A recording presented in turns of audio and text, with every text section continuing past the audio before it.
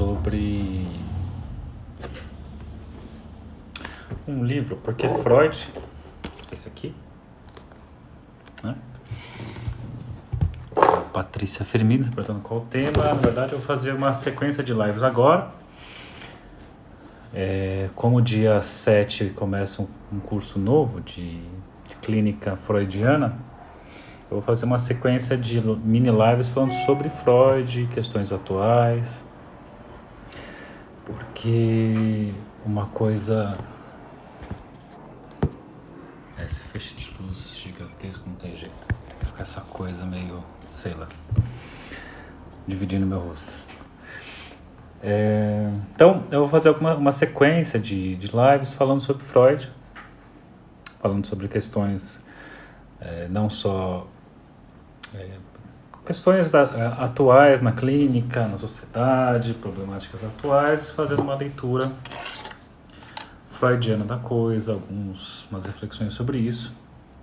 E aí, a postagem que eu fiz, referente a hoje, é esta aqui, que diz o seguinte: boa noite. A clínica das depressões exige um analista não alegrinho ou animadíssimo. Atitudes que só servirão para humilhar o depressivo, mas muito presente e empenhado a cada sessão, a fim de que a transferência mobilize pulsões de vida do lado do analisando. Vem uma outra parte. No caso da pulsão de morte, o único recurso é enlaçá-la às pulsões de vida. Estas devem estar disponíveis e ativas de parte do analista. Se você pegar aqui, pessoal animado aqui, noite, se você pegar aqui no livro que eu tirei, a frase está invertida. Eu começo com a de baixo, depois vem a de cima, mas eu achei que a apresentação ficou mais legal dessa forma. Então, o que rola, né? É muito comum acharem, né, que Freud está superado e que ele é muito fácil, coisas do tipo.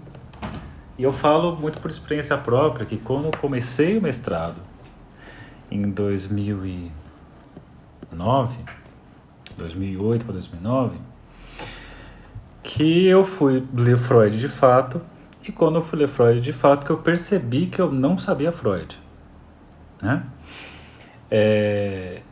Por quê? Na faculdade tinha lá as 5 lições, tinha Totem e Tabu em psicologia social,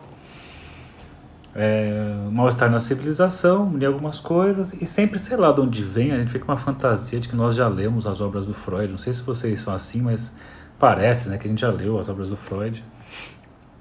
E quando eu fui começar o mestrado, que eu me dei conta, assim, falei, caramba, eu lembro até hoje, ó, o primeiro livro que eu comprei, assim, depois de... eu lembro que eu precisei comprar pro mestrado, foi esse aqui. Eu tinha lá as obras completas, a azulzinha, né, clássica, mas eu comprei essa edição, 1914, 1916, que fala de narcisismo, que foi base, né, muito do meu mestrado. E quando eu fui ler, eu falei, caramba, cara, como eu não sei nada, né, como eu não sei coisa alguma. E tem algumas coisas de fato, assim, que eu fiquei surpreso com isso, comecei a estudar o Freud, a ler Freud. Até hoje eu estudo, e acho que o Freud tem uma coisa curiosa, assim, porque no mestrado eu falei da noção de ego para Winnicott, então eu precisei retomar a noção de ego para Freud e vim caminhando. Então, quando às vezes você pega, sei lá, você está estudando Lacan, está falando de Lacan, muitas vezes fica uma coisa assim, quase até um clichê, não, Lacan não foi feito para ser entendido, né? Lacan, ele...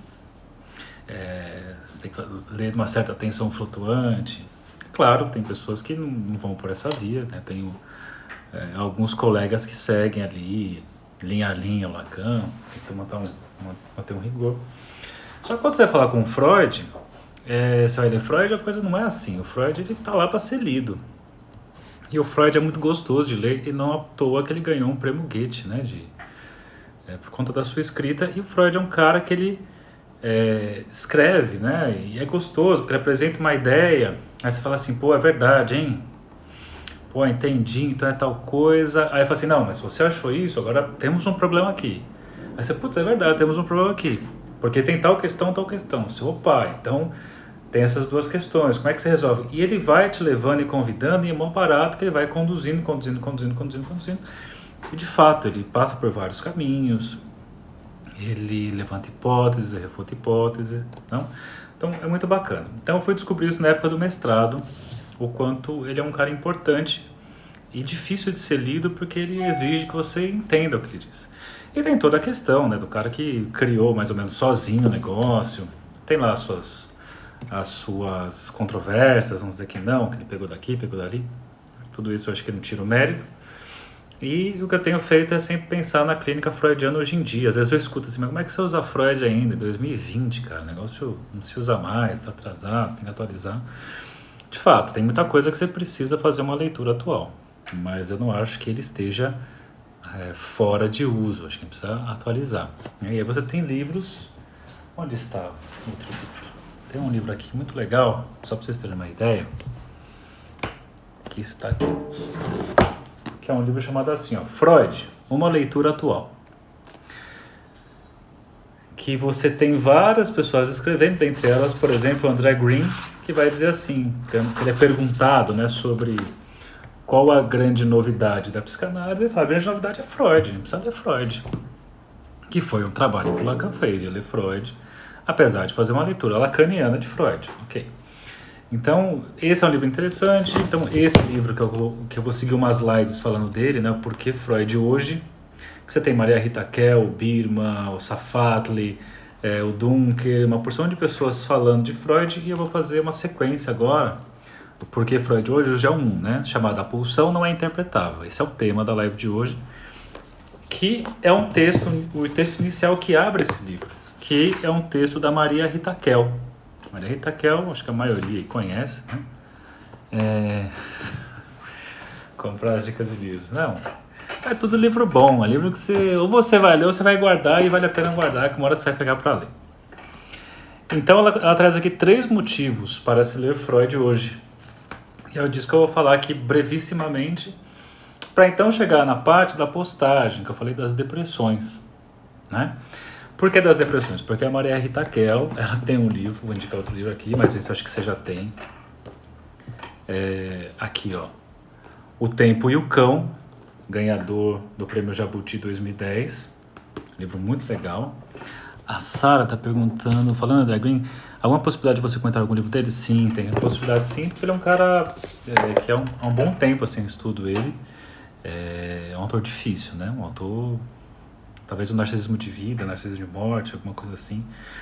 Porque para pegar um livro dele, vai um tempão, né, para conseguir preparar uma aula. Mas eu vou... É uma coisa que já me pediram uma vez. O pessoal tá pedindo muito Firenze, né? Eu tô com as obras completas que eu vou ler o começo do ano que vem. Seguir ela inteira para preparar algo para 2022. Né? Enfim, vamos voltar para cá. E no texto da Maria Rita Kell aqui, desse livro... Ela faz alguns comentários, vou trazer para vocês. Eu não tenho o PDF desse livro, mas acho que vale a pena comprar porque não é caro. Essa edição, aliás, se você tem edição, por que Winnicott hoje, por que Firenze hoje, por que Lacan hoje, né? Você tem vários títulos interessantes. Geralmente, cada livro é um autor só que escreve, e esse do Freud são vários autores escrevendo, até porque acho que é o pai da cambada toda, ele que escreve. Então aqui começa, diz assim, ó, o texto da Maria Rita Kell 3 motivos pelo menos para se ler Freud hoje. Bom, vamos ver aqui o que acontece. Ela abre assim, ó, bem interessante. Antes do primeiro motivo, vale lembrar que quem não lê Freud pode até saber Lacan de cor, mas não entende nada. Ó, sensacional. Eu acho que tem muito sentido o que ela fala. A gente está falando aqui de uma galera com um percurso gigantesco. Porque tem o pessoal, que eu sempre critico nesse sentido, que é as pessoas que já pegam o Lacan lá da frente, né? O Lacan assim, não, mas aí, a questão do, sei lá, eu não vou dar exemplos que pode direcionar pessoas, mas assim, vai buscar questões lá da frente, super complexas, que a implicação clínica é extremamente abstrata, que a pessoa nem alcançou essa discussão ainda, mas já quer entrar na discussão, sabe? É como se fosse e eu queria discutir com um bilionário sobre investimentos. Assim. Mas peraí, não, mas o melhor investimento, tipo, sei lá, né? Acabei de chegar, tô lá, tô no meu 3º milhão ainda. Brincadeira, óbvio. Então, tem a galera que já tá lá na frente. E se você vai estudar o Lacan, você precisa saber que os seminários iniciais você tem que passar por eles. 1, 2, 3, 4, 5, 6, pelo menos ali falando de Freud. Tá lá dialogando com Freud, você precisa... É muito legal fazer isso, porque você vai ali, por exemplo, seminário 1 e vai fazendo a articulação do que ele comenta do Freud, você vai buscar no Freud para ler. Você volta. Só isso aí você gasta um puta tempo. Nós ficamos uma vez no grupo de estudos, e foi, acho que o melhor grupo de estudo que eu já tive com o pessoal, não sei se alguém que tá aí online estava no grupo, mas foi do seminário 1, nós ficamos 2 anos e meio no seminário 1, foi muito legal, porque nós lemos calma, trazia os textos, quando entrou na parte do Kojève, fomos ler Kojève, fomos ler Freud, aí era difícil ler Freud, então esse trabalho todo, por isso que ela fala, você pode até saber Lacan de cor, sabe? Fazer aquelas citações, né? Aquelas citações que você fica, nossa, é verdade, né? Mas o que isso explica? Mas não entende nada. E aí ela traz 3 pontos da obra do Freud, que é interpretação dos sonhos, além do princípio do prazer e mal-estar na civilização. Ela pega 3 textos, interpretação dos sonhos 1900, além do princípio do prazer 1920 e o mal-estar na civilização 1930. O comentário da postagem que eu fiz, ele tem a ver com 1920, além do princípio do prazer. E eu vou chegar lá. Então ela começa dizendo a interpretação dos sonhos, a importância desse livro até hoje, que é um livro, galera, que nós não lemos esse livro. Show PDF do Tempão, legal. Então é um livro difícil, é um livro cansativo, é um livro que, assim, eu acho dificilmente, atualmente no grupo de estudos. Parei na época da pandemia, agora parei. Não sei se vou montar outro, tô pensando em montar em 2, montar um pago e um gratuito. Eu estou pensando ainda para no começo do ano que vem. Mas a interpretação dos sonhos, então, é um livro que você tem que ler, assim, mas ler sem pressa. Se você quiser ler uma tacada só, às vezes não rola, então deixa ali. Né? Vai lendo um pouquinho por dia, e depois de 1 ano, você terminou de ler a interpretação dos sonhos, 2 anos. Mas vai lendo outros ao mesmo tempo. E diz aqui, né, ó, se o capitalismo tem se dedicado com fervor à colonização do inconsciente, de que outra coisa se trata, afinal, a empreitada da indústria cultural na era do espetáculo. A psicanálise, na via oposta, busca resgatar a potência dessa instância psíquica, ao mesmo tempo fábrica de sonhos e caldeirão de pulsões, que é algo que você enxerga por aí. Inclusive eu comprei um livro da Artmed chamado, não lembro agora, sobre o inconsciente hoje, né, o inconsciente atual, que eu quero entender um pouco, o novo inconsciente, acho que é isso, que parte ali de Freud e vai trazendo as outras leituras e mostrando que a neurociência comprova que o inconsciente, blá, blá, blá, blá, blá, blá. É interessante, claro, não é para se jogar fora, mas tem ali um certo cientificismo em cima disso, tem ali um certo querer comprovar aquilo que Freud falou, e a partir do momento que você quer comprovar a psicanálise, né, com fatos e com uma questão invariável, que você pode aplicar em vários sujeitos e vai dar a mesma coisa, deixou de ser psicanálise. Até por isso que ela é muito criticada e chamada de pseudociência, por isso que ela é xingada de tudo quanto é jeito, mas ela tem sua força até hoje em vários lugares. Então, ela começa falando desse texto, a interpretação dos sonhos, que é um texto muito legal, acho que pode ter vocês se arriscarem. Se vai começar a ler, ou quer pelo menos sentir o que é a interpretação dos sonhos, quem estuda Freud sabe que é sempre bom você pelo menos pegar capítulo 6 e o 7. Mesmo assim, são capítulos longos e densos. Tá muito difícil pegar o 6 e o 7? Pega pelo menos o 7. O 7 ele vai apresentar a primeira tópica, vai trazer umas coisas bem interessantes. E vai dizer assim, ó, o que ela chama, né? Ó, a descoberta do inconsciente, que começa ali principalmente com a interpretação dos sonhos. Esse fenômeno que pode ser entendido tanto como estado de uma representação incapaz de chegar à consciência, quanto como uma instância psíquica que abriga as representações recalcadas. Teria sido o último golpe na onipotência narcísica do sujeito ocidental.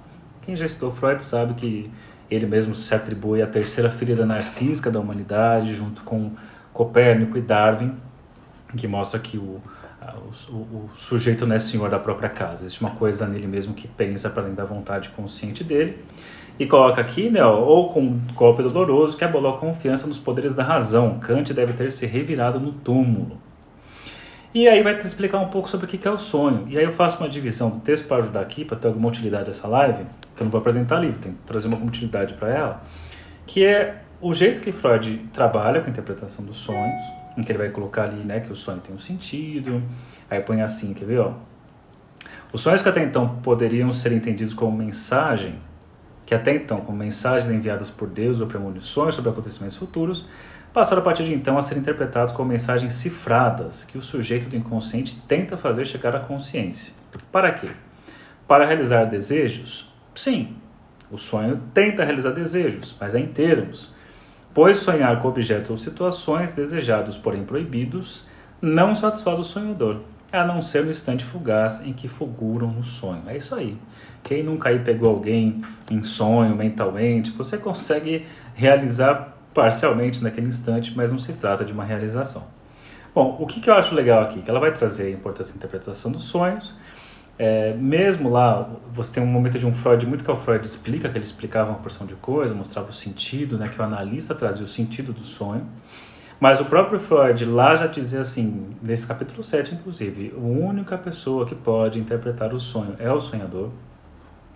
Isso é uma regra muito interessante, que é bem diferente da proposta da neurologia, sei lá, que está na moda agora, os neurologistas, psiquiatras, CIS, TCC, que eles vêm e contam, explicam o que é, né?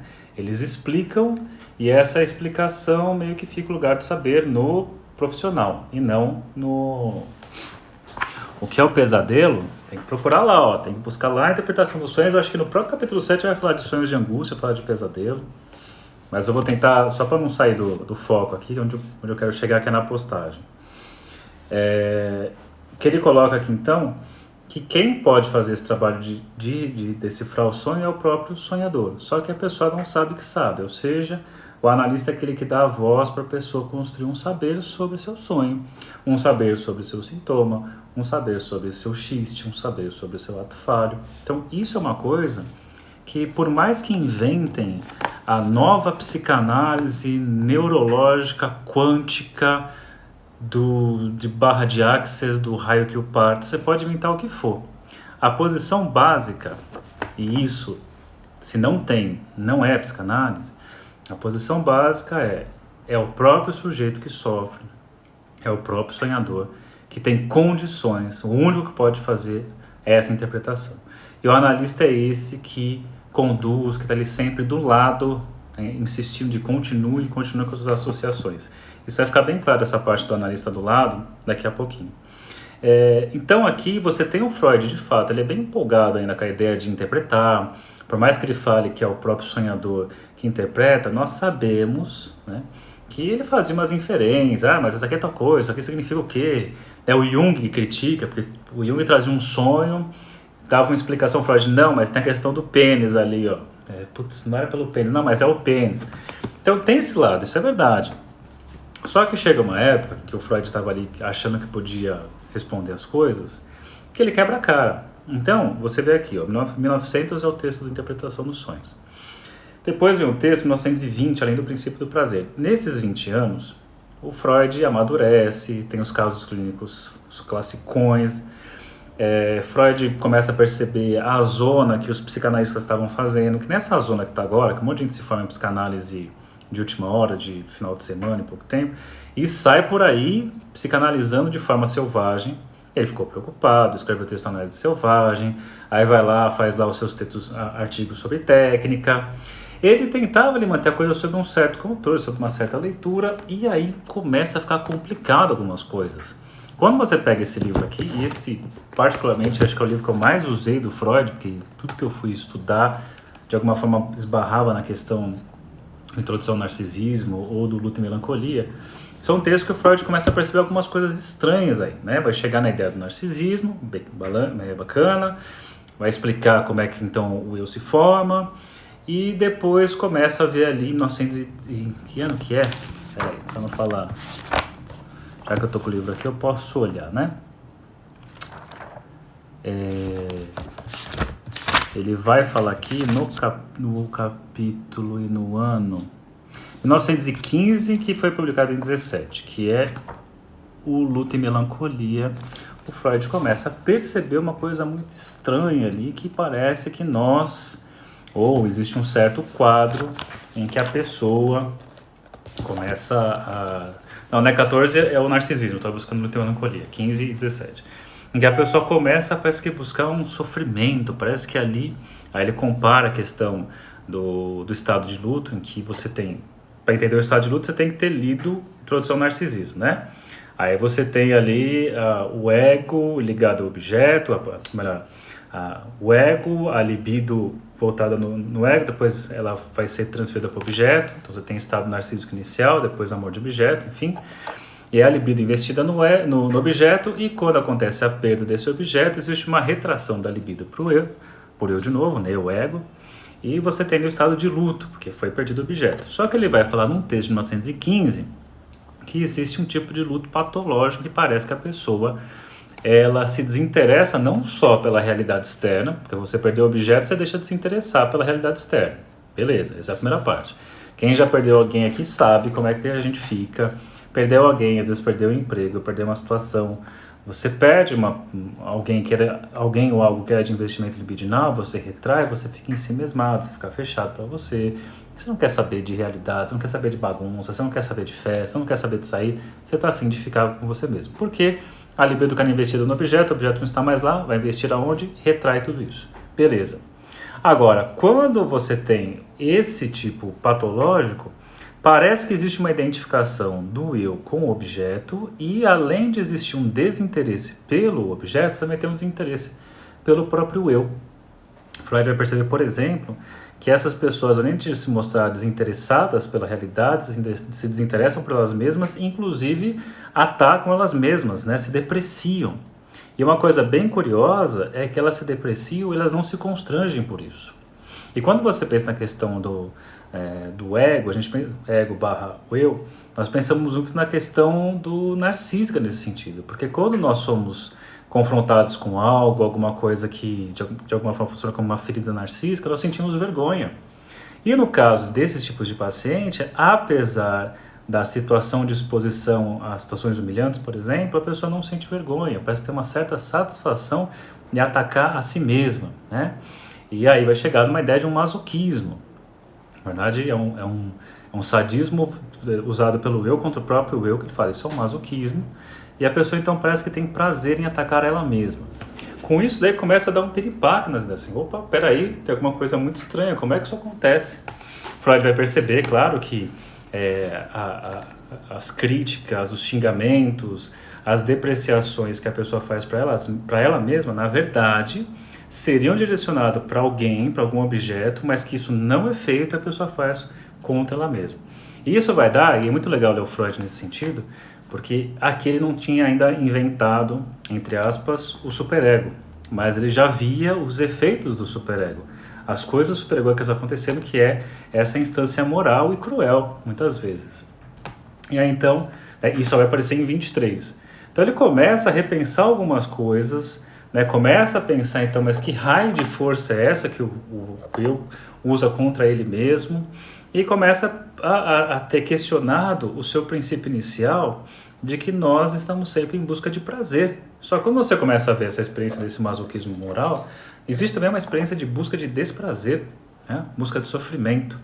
E começa a perceber uma série de coisas. É legal pensar na época, na data, porque 1914 esse texto, 15 e 17, Luto e Melancolia, Primeira Guerra Mundial. Ele vê ali o ser humano buscando destruir uns aos outros, construindo máquinas para destruir uns aos outros, e falar, mas que raio de coisa é essa?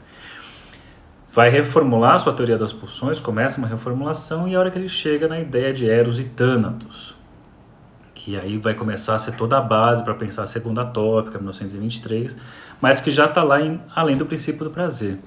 Além do Princípio do Prazer é um texto muito curioso, porque você lê, você não consegue achar o que ele tem de bom quando você lê sozinho. Você tem que ler esse texto, aí você tem que achar comentadores falando desse texto para voltar nele e começar a achar as coisas que estão lá, porque é um texto que no primeiro momento não dá nada demais.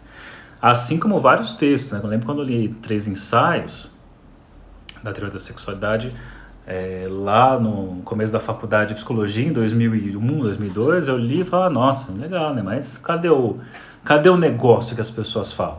E depois de ler, reler e ler outras pessoas, aí volto para lá, escuto pessoas, volto para lá, aí vejo não sei quem falando e volto para lá, você começa a enxergar a beleza. Então, nesse texto, mais além do princípio do prazer, ele vai trazer uma situação muito simples, aparentemente, que é um jogo de carretel, que uma criança joga e puxa um carretel de linha, ou um novelo de linha, e que ele fala que ali a criança está lidando com uma experiência de afastamento da mãe. Então, para lidar com uma experiência que ela passou de forma passiva, ela repete a experiência do afasta e puxa, mas agora de forma ativa. Então, ao fazer isso, ela tem tanto a experiência de prazer, mas também ela fica revivendo o desprazer. E é por isso que a Maria Rita Raquel trouxe aqui. Só uma coisa rapidinho que tem a ver, né? Depois eu vou ler alguns comentários, mas a Mia Almeida falou assim, tem a ver com o que o Lacan chamou de gozo? Tem a ver, só que não para só nisso, né? Porque depois o Lacan fala tanto de gozo em tantos níveis que se você dizer assim, o gozo é o mais além do princípio do prazer, você pegar um lacaniano xiita, vai ter um chilique, né? O xiita tem um chilique, porque não é só isso, mas é por aí, né? Aquilo que passa, aquilo que serve é da ordem do gozo, né? Aí aquele cálculo, né? Pense na coisa que você mais gosta de comer na sua vida. Quantas dessas coisas, vou pensar aqui, Kinder Bueno, que delícia. Quantos Kinder Buenos eu consigo comer sentindo muito prazer e a partir de qual momento vai começar a ficar insuportável, eu vou querer vomitar o Kinder Bueno. Então começa com uma experiência de prazer, mas eu acabo comendo até chegar num limite e eu não suporto mais isso, quero vomitar. Então, assim, onde que fica o limite? Então você tem ali uma extensão do que é prazer até eu chegar num ponto de desprazer. Então, por isso que eu poderia chamar de gozo isso. Qual a obra que fala sobre pulsão de vida e de morte? É o Além do Princípio do Prazer. Ele fala lá, e se você quiser pegar de uma forma já elaborada, já estudada, já bastante utilizada por Freud, você pode pegar o compêndio da psicanálise e lá você vai ter ele fazendo um geralzão da obra dele e ele fala disso. Aliás, meu curso que começa dia 7, começa por esse texto, Compêndio da Psicanálise, porque eu vou falar da clínica freudiana e eu faço, nesse texto, que ele faz um resumão. Freud ensina como é que faz a clínica dele, mas a gente acaba ignorando esse texto. Em faculdade que eu dou aula, nenhuma atualmente. E não pretendo dar aula nenhuma. Fiquei 9 anos numa faculdade, na FMU, saí, tentei voltar para a pós-graduação, fiquei um tempo, mas preferi não ficar, saí e por enquanto não quero dar aula em faculdade. E aí, então, Maria Rita Raquel, aqui, além do princípio do prazer, enquanto a gente poderia pensar que no sonho tem a questão de dar o sentido ao sonho, por mais que seja o sonhador que dê o sentido, e que ele vai interpretar até onde é possível, até chegar no umbigo da coisa, quando você chega em Além do Princípio do Prazer, 1920, nós vamos ter o além do sentido. E aí vai trazer algumas coisas, né? Freud que começa a chamar a atenção às neuroses traumáticas por conta das pessoas que passaram por traumas de guerra e ficam tendo sonhos repetidos. Porra, se foi desprazeroso aquilo que você viveu, por que você fica sonhando repetidamente com a tragédia que aconteceu com você? Então, é legal pensar assim, se o negócio então é tão desprazeroso, por que eu continuo sonhando com isso? Aí ela vai trazer a questão do Fordá, e diz assim, essa brincadeira do Fordá, o prazer você tem o desprazer do afastamento, o prazer do reencontro, mas a parte que é interessante é aqui, quer ver? A descoberta do impulso de apoderamento, que de certa forma encerra a fase de completa dependência da criança em relação à mãe, deixa eu ver... Não, Freud retoma a questão da tendência à repetição dos eventos prazerosos, para em seguida deter-se sobre a questão da repetição em si mesma. Isso é muito legal, isso faz toda a diferença. Porque inicialmente era a repetição da experiência prazerosa, mas também tinha experiências desprazerosas. Se você pegar o que tem de comum, repetições prazerosas, repetições desprazerosas, você tem um elemento em comum nas duas que é a questão da repetição. Então, repetição é o ponto principal. Esta aqui na neurose, a repetição, atua não apenas sobre ações e pensamentos prazerosos, como também aquilo que produzem desprazer. Uma espécie, olha que legal, de neurose de destino. Se apodera daqueles que não conseguem deixar de repetir na vida ou os mesmos comportamentos e escolhas que no passado lhe causaram sofrimento, que somos nós aqui, eu, você e todo mundo dessa live, que repete aqueles mesmos erros desde sempre e vai sempre repetir até fazer análise e quem sabe se livrar disso. Bom, até ele coloca, uma pessoa perguntou do gozo, ela traz aqui, ó, esse conceito da pulsão de morte foi fundamental para chegar no mais além do gozo fálico, que ela vai falar. Mas o que interessa é isso pra gente aqui, ó. Então ele chega, não reproduz o texto inteiro, ele coloca: o prazer tende à repetição, mas existe uma força para além desse princípio, além do princípio do prazer, muito mais do que a simples repetição, tende à dissolução. A esta força Freud nomeou pulsão de morte. Pulsão de morte, então, é justamente essa pulsão que, quando nós nascemos, Eros e Thanatos, se ninguém cuidar do bebê, o bebê morre fisicamente, morre psiquicamente. Quem chega na história vai ser o cuidado materno, com a sua neutralização da pulsão de morte através de Eros, o amor que vai neutralizar Thanatos, o amor materno, o cuidado materno, o holding, o handling, a amamentação, todos esses cuidados neutralizam a pulsão de morte, e então ali é possível que Eros tome conta, e é possível essa caminhada erótica, erótica, e você tem isso durante um segmento, mas é sempre legal enxergar que a pulsão de morte parece que é a coisa maior e que Eros é ali um intervalo, né, do nosso acontecer humano. Só que tem algumas pessoas, e aí retomamos o texto do Luta e Melancolia, que ele fala do sadismo do ego contra o próprio ego, que dá no masoquismo,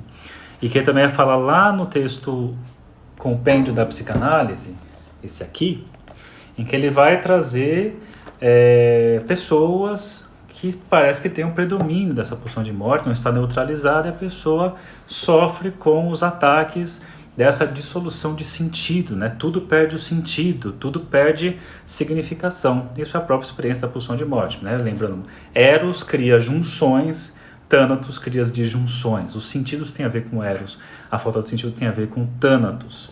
É isso que Maria Rita Kell fala em vários momentos desse texto, O Tempo e o Cão. Tem uma frase aqui, que é uma das minhas frases favoritas, porque sabe-se lá o porquê, talvez porque já passei por algumas vezes isso, em que ela traz assim, aqueles momentos de falta de sentido gigantesco. Então quem tem o pezinho na depressão tem essa coisa meio, né, as coisas perdem o sentido, em que ela diz assim, e essa frase é muito interessante porque já me vi nela várias vezes, já escutei várias vezes isso de pacientes, se não com essas palavras, mas não com essas palavras, mas algo próximo dessa ideia, em que coloca assim: sei que daqui a 1 ano estarei melhor. 1 ano passa rápido, o que demora a passar é 1 minuto. Quem aqui já entrou num quadro depressivo sabe exatamente o que eu estou dizendo. A pessoa até enxerga e fala assim: eu sei que, sei lá, 2025 eu vou estar bem. 5 anos passa assim. O problema é passar essa hora de agora, esse minuto de agora, esse dia de hoje. Então esse é o cenário do melancólico, né, que eu até estou colocando aqui, a Lise, que você perde o sentido, o para quem então das coisas. Nada tem sentido. Na melancolia eu tenho ali, é como se fosse a nossa neurose arrancada da fantasia. Aquela fantasia que é o nosso amortecedor da realidade, para dar algum sentido, algum barato, né? Isso não está presente. Uma pessoa até me perguntou, acho que aqui, né, se eu já atendi alguém com esse quadro do melancólico. Sim, e é extremamente difícil porque existe um total desinteresse, né? Um total, essa pessoa carrega o corpo. Ela carrega o corpo, um tempo todo ataque contra si mesmo, um desinteresse pela realidade externa, mas um desinteresse por si mesmo, né? E aí vem o trecho que eu vou comentar, que foi da postagem, pensando nessa ideia. Então veja como ainda hoje você precisa do Freud para pensar nisso. Até porque está na moda é a TCC, né? E a TCC do Sr. Aaron Beck, que era um psicanalista, ele chupinha um monte de coisa da psicanálise, modifica uma parte interessante, onde a psicanálise ficava lá eternamente com fale disso inconsciente. Ele falou lá, vamos mudar isso para uma reelaboração cognitiva. Tem lá as atividades, uma porção de coisas e que deve ter seu resultado, porque até hoje tem muita gente se formando, muita gente aí utilizando isso, mas lá na sua fungada mais profunda, Aaron Beck dizia assim, psicanálise, né? Mas enfim, então mesmo nos dias de hoje, mesmo que seja outra abordagem, o pessoal até pode fazer um texto para falar mal do Freud, mas sempre para falar de depressão, por exemplo, luto e melancolia, eles têm que voltar para lá. É necessário voltar para aquilo. E a gente pode enxergar, usando Freud, que toda essa coisa dessa nossa cultura good vibes, que está tudo muito bem, ou de sempre se sentir bem, ou mindfulness, ou esse raio do Apple Watch, do celular da Apple, que fica, pare um pouco e respire, fica fazendo assim, parabéns, você conseguiu ficar de pé, nossa, obrigado, né? Consegui ficar de pé. Esses reforços positivos, essa coisa assim, é muito interessante, e você vê que a tentativa humana de conseguir, tentar domar, né? Tentar domar essa coisa maior do que tudo, que tem a ver com o esfarelamento das coisas. O mundo, as pessoas, a realidade é esfarelável, e nós ficamos aí criando um monte de fantasias para achar que não. Só que a galera que, né? Pessoal que, para ganhar dinheiro, você tem que vender as fantasias, não vender os esfarelamentos. Por isso que eu tenho que começar a fazer umas lives, TCC no acesso inconsciente, né? Mas ela tem uma ideia de comportamentos inconscientes, você passa a ter consciência, eu concordo, mas eu digo que ele parte dali, né, do Freud. Então, se você quer ganhar dinheiro, não vá por essa vibe de ficar nos esfarelamentos de Thanatos. Vá para o outro lado. Mas eu não acho que tá errado. Eu não acho que as pessoas... Às vezes a gente fala assim, que porcaria, outras abordagens. Não é assim, cara, do TCC. Eu vou ferrar com a psicanálise, essa galera aí, eu vou enganar essas pessoas todas, porque eu vou dizer que é possível, com atividades práticas, com exercícios, mudar o pensamento. A galera não faz isso assim, porque olha, vamos ferrar com os outros, vamos enganar. Não é nada disso. Quem está lá fazendo a TCC acredita na TCC, quem está no behaviorismo acredita no behaviorismo, assim como quem está na psicanálise acredita na psicanálise, e ela não é melhor do que outra. Ela tem uma leitura de sujeito, que é essa leitura. Então, né? Voltando para cá, tem a citação do nosso mini live, que é assim: por que Freud hoje? A pulsão não é interpretável, né? Tem o Lucas Tadeu, tem TCC ético, tem coaching ético, né? Tem uma galera que trabalha sério, assim como tem psicanalista pilantra, psicanalista, né, da zoeira, tem todo jeito.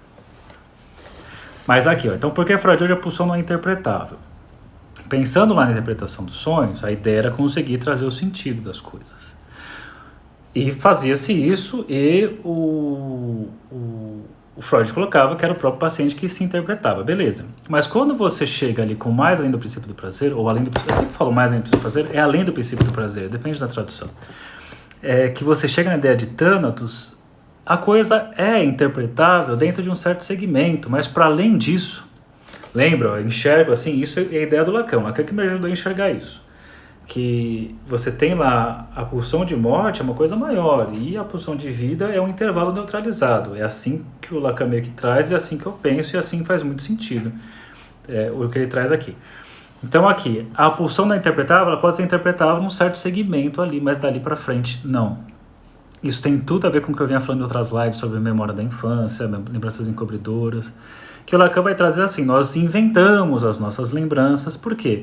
A gente precisa criar, vamos imaginar o segmento da pulsão de morte. A gente tem que criar ali o tempo, né, o momento 1 da nossa história. A gente tem que criar o nosso Big Bang. Quando você pensa assim, o Big Bang, teve uma grande explosão. E antes da grande explosão, o que tinha? Aí vem aquela interrogação. Eu não gosto de Big Bang, gosto de Bíblia, tá bom. Deus criou o homem e a terra, sei lá, em 6 dias. E o que Deus fazia antes de criar o homem e a terra? Isso daí não importa. Então a gente pode pensar que o nosso nascimento, a nossa infância, é a história a partir de onde dá para contar. Dali para trás é uma parte que não tem sentido algum, e no final também não tem sentido algum. A gente consegue interpretar um segmento ali. Então é nesse sentido que o mais além do princípio do prazer mostra, o além do princípio do prazer mostra, que produzimos um sentido que é situacional, tá? Então, por isso, a pulsão não é interpretável, que você interpreta, mas ela fica gasta e perde isso rapidamente. Aí tem aqui, ó, a clínica das depressões exige um analista não alegrinho ou animadíssimo. Coisa mais chata que tem, né? Depende, às vezes depende do contexto, é legal, mas talvez não aqui nesse contexto de uma clínica da depressão. Atitudes só servirão para humilhar o depressivo. Porque se você lê o Luto e Melancolia, você vai ter assim que a pessoa deprimida, quanto mais você tenta fazer ela se sentir melhor, pior ela se sente. E quanto mais animado você está, pior ela se sente, né? Então, mas muito então assim, você não tá lá para ser alegrinho ou animadíssimo. Então aquela galera que fala assim, não, depressão é falta de pia de louça para lavar, depressão é falta de respirar, depressão é falta de mudar seu pensamento. Todo mundo que de alguma forma traz uma solução mágica ou animada. Não, você precisa dançar salsa, bachanca, sei lá, você precisa dançar essas coisas. Pô, bacana, mas não é isso que vai resolver, né? A gente tá falando de um quadro sério, muito difícil. Quando você vai atender, você vê o quanto é difícil. E ela coloca assim, ó, a cada sessão, ó, o analista não tem que ser nem animadíssimo, nem alegrinho, mas muito presente e empenhado a cada sessão, a fim de que a transferência mobilize pulsões de vida do lado do analisando. Aí vem a pergunta da galera mais cartesiana, mais obsessiva. Então, por quanto tempo faz isso? Não sabemos. Ficamos ali, do lado, escutando, falando uma coisa ali, escutando. É mais ou menos assim, a persistência do analista em estar ali semana a semana escutando o que o analisante tem a dizer, ainda que no seu niilismo, a sua descrença total absoluta no mundo e em si mesmo, essa, de acordo com o texto aqui, é a grande chance de que essa pulsão de morte que o sujeito está tomado possa começar a ser neutralizado através da eros do analista. Mas o eros do analista não entra como alegrinho ou animadíssimo, entra como presença, com constância de cuidado, constância de escuta, entende? Então, perseverar do lado. Não dá vontade de dar uma chacoalhada? Então, eu tenho várias vontades com vários tipos de pessoas, com vários perfis, eu não posso fazer isso, né? Ainda mais num quadro desse, porque não é uma simulação, não é uma encenação, realmente a pessoa está nesse estado. E isso é uma coisa que devemos muito a Freud, assim, o cara que, né? Ele legitimou o sofrimento, as pessoas sofrem disso, vamos levar a sério isso, né? Enquanto riam do Schreber, o Freud pega o texto dele e tenta tirar dali a seriedade que tem naquele processo de emasculação do Schreber. Então, acho importante isso. E aí depois vem, no caso da pulsão de morte, o único recurso é enlaçá-las às funções de vida.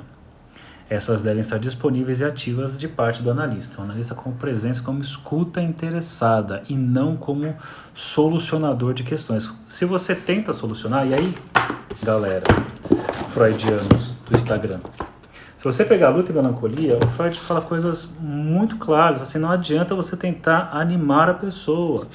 Não adianta tentar mostrar o lado bom da vida para a pessoa. Não é assim que funciona. Quanto mais você faz isso, mais a pessoa se deprime, mais a pessoa entra nesse estado. Vai falar, inclusive, galera, a Esmeralda aí, ó.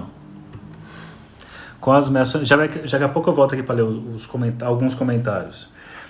Inclusive, ele faz diferenciações, por exemplo, identificação narcísica com identificação histérica, né? Você tem os quadros que dá vontade de sacudir, mas quando é que poderia sacudir e quando não, certo? Então leiam aqui, esse aqui é só um convite aqui para estudar Freud. É claro que nisso eu já emendo aqui, quem quiser fazer o curso, o Freud, como é que chama o curso? Freud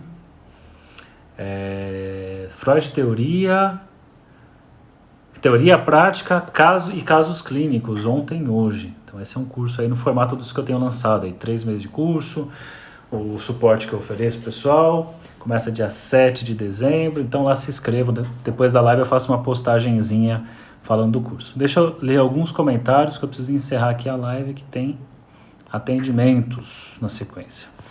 Mas ó, vou fazer uma sequência de lives em cima desse livro aqui, tá? Por que Freud hoje? A galera os viciados em PDF, já devem instalar nos grupos assim, alguém tem PDF tal? O livro é baratinho, vale a pena comprar, ajuda a galera aí, ó. Senão as editoras vão fechar, já estão fechando as livrarias, as editoras não vão aguentar também. É isso aí. Somzinho pra dar acalmada. Cadê o sorriso? O meu? Eu não tô muito sorridente hoje, não. Oi, Saulo, boa noite. Sujeito dividido. KKK. Cifrão, boa noite, professor. Boa noite. É isso aí. Noite. Aí, esse livro... Algum livro para comprar para o curso de Freud? Eu vou indicar algumas coisas. A mulher fazendo e comprando aos poucos. O compêndio da psicanálise, a base é ele. Então, é bom ter, sim. Lacan é mais fácil que Freud. KKK, deve ser. Não é. Não tem nada a ver. Quem fala isso também é aquelas médias, assim. Os dois são bem... Qualquer autor, você vai estudar, é difícil. Vai estudar Bion pra ver se é fácil. É difícil pra caramba. Ficar bom no autor é difícil pra caramba. Lacan é difícil, tem lá seu estilo barroco. Freud é difícil porque tem todas as coisas que vai mudando ao longo do tempo e tem que contemporaneizar. O Winnicott é difícil porque ele escreve como se estivesse escrevendo para a revista Crescer, mas é tudo fachada, porque está dizendo um monte de coisa importantíssima.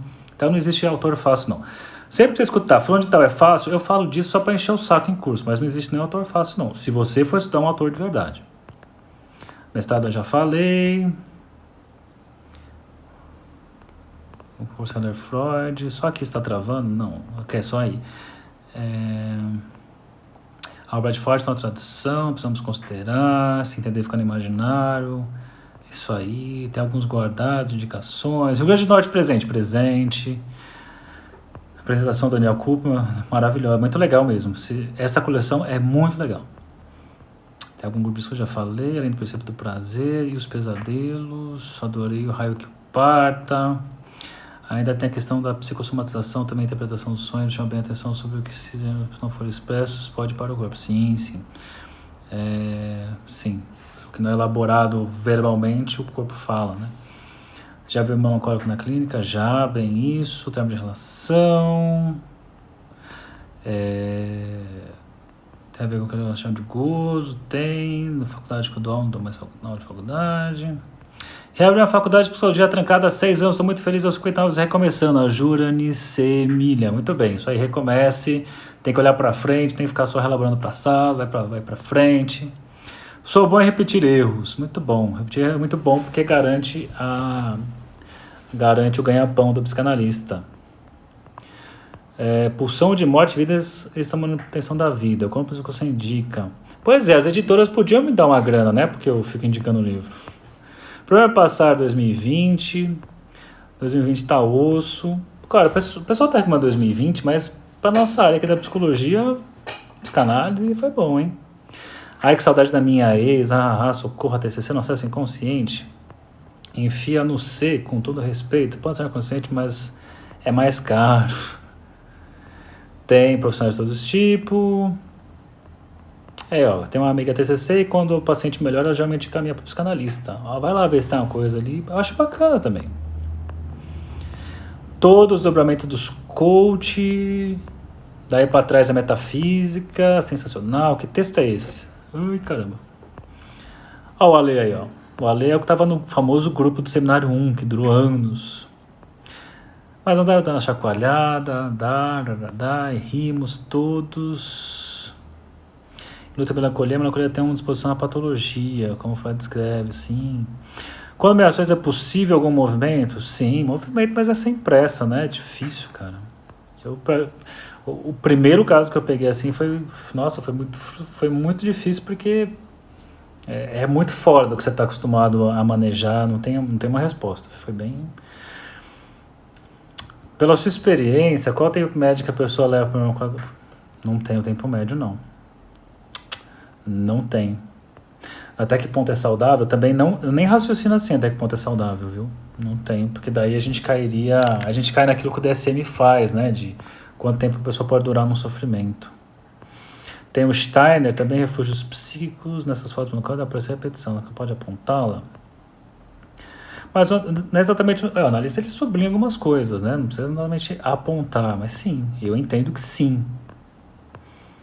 Ruins os conselhos animadores dados aos depressivos. É considerado a sociedade mais culpada, mais prega no ar, exatamente. Falei isso pro meu bolso. Você tem o semblante alegre. Eu tenho a cara animada. Eu sou o analista alegrinho para fazer lives e para dar aula, mas para atender, acho que não sou tão alegre, não. Comecei meu estudo para estar na cultura, professor da massa, um bom caminho. Alguém tiver o PDF do Luta e Melancolia, mandem, please. Lá no grupo do Telegram tem, viu? Pode pegar lá. Revista Crescer é ótimo, Sara, mas você viu que eu falei, mas eu não acho isso. É porque o Winnicott, ele engana os desavisados, o pessoal acha que é só, ai que bonitinho, mamãe, bebê, eu sei. E tá falando de coisas muito complexas ali. Aí chega naqueles malucos que falam assim, você é Winnicottiano, então você só atende crianças? Não, né? Se a pessoa acha que se você é Winnicottiano só atende crianças, não entendeu nada de Winnicott. Ali, aqui ó, a Elane Rosa falou assim, entra no site Freud Online, você tem os PDFs lá. Gustavo Personal, tentando ganhar alguns milímetros. Qual a diferença entre psicopata e narcisistas? Adoro seus cursos. Coisas diferentes, né? Tem no Gabbard. Eu fiz umas lives anteriores aí, dá uma olhada aí. Que eu falei do grupo B dos transtornos da personalidade. Olha lá, vai olhar no... O PDF tá lá no grupo Saulo Ferreira Psi, no Telegram. Você tem o grupo B dos transtornos, dramáticos e manipuladores, você tem os narcisistas, uma coisa, e você tem dentro dos antissociais, você tem um contínuo que vai desde o antissocial leve até um extremo do extremo, que seria a psicopatia, apesar de existir o traço narcísico no psicopata, mas não confundam um com o outro. Também acho Saulo influencer da Amazon, pois é. Vou falar com a Amazon, vou dar um WhatsApp para eles. Saudade do grupo Cenário 1, é o Ale, que é um puta vocalista, isso aí. Como entra no grupo Telegram? Você vai lá no Telegram e você põe Saulo Durso Ferreira Psi. Aí você acha lá o canal, clica e entra, você está dentro, tem lá os arquivos, você pode acessar tudo por lá. Ou você pode ir lá na capinha do meu Instagram, tem lá um Linktree, eu acho uma coisa assim, que você clica e abre todas as minhas redes sociais. Você clica lá, canal do Telegram e você entra. Como ler Lacan? Leia Lacan. Tem diversas formas. Até indiquei um livro do Márcio Peter de Souza. Mas acho que você pode começar pelo seminário. Vai começar pelo seminário 1. Mas pega um comentador para te ajudar nisso. Tá bom? Mas tem lá o meu curso Lacan do Zero, gratuito no YouTube. Tem um monte de curso gratuito. Tem mais de 150 aulas gratuitas no YouTube que eu postei lá para vocês, só vocês seguirem. Beleza, pessoal? Então é isso aí. Até amanhã, vou ver se eu consigo encaixar um horário de mini live para falar um pouco mais de Por que Freud hoje e na sequência eu fazer a postagem a respeito do curso de Freud, que vai começar dia 7. Vocês mandam lá, provavelmente não vou responder hoje porque eu vou entrar em outras atividades, mas amanhã de manhã eu começo a responder sobre o curso lá no WhatsApp e Telegram. Boa noite, bom descanso e até a próxima.